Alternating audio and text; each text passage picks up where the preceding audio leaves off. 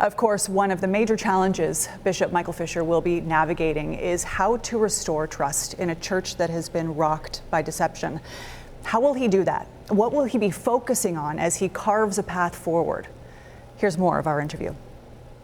Now, there is still time for sex abuse lawsuits to be filed under the Child Victims Act.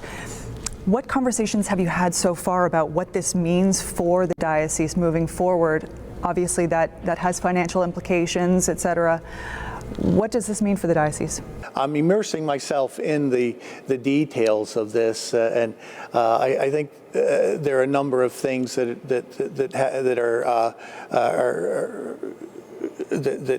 will determine that. Again, what are our resources at the end of what will be our resources at the end of the day?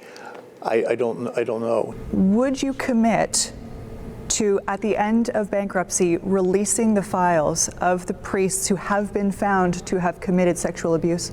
I think, first of all, we want to give to the victims what they need to heal, what they need for a full resolution.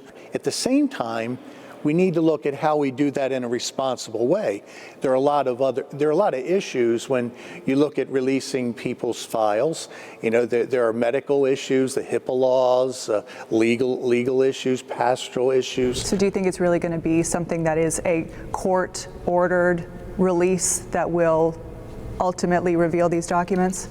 No, I think we need to look at that and look at what we need to do that properly.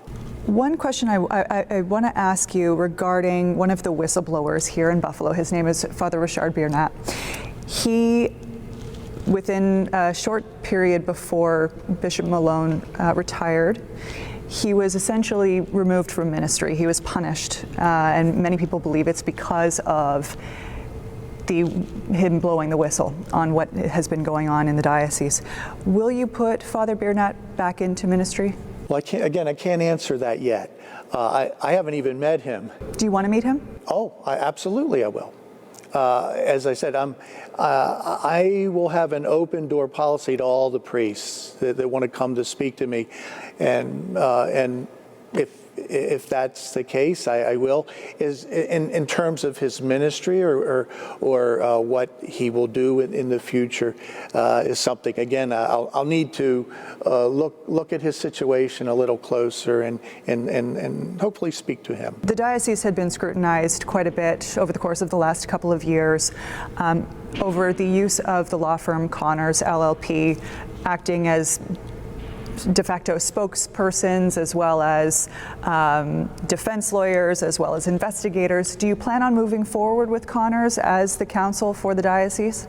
Well, that's something, again, I'm just arriving here, and I need to evaluate that and to look at that. I will certainly, hopefully, be able to answer that later. Now, you came from Washington.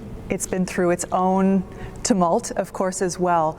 What are there a couple of things that you have learned from that, some takeaways that you hope to bring to Buffalo as a way to heal and move forward? A good ear.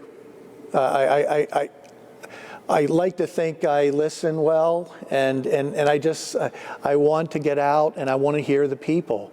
I want to get to know the priests. I want to get to know the deacons, the religious, to visit the charities and see what the needs are. And I think it's going to be more than me just talking. I've got to listen and take that in and see what do we do for the good of the people here in the diocese.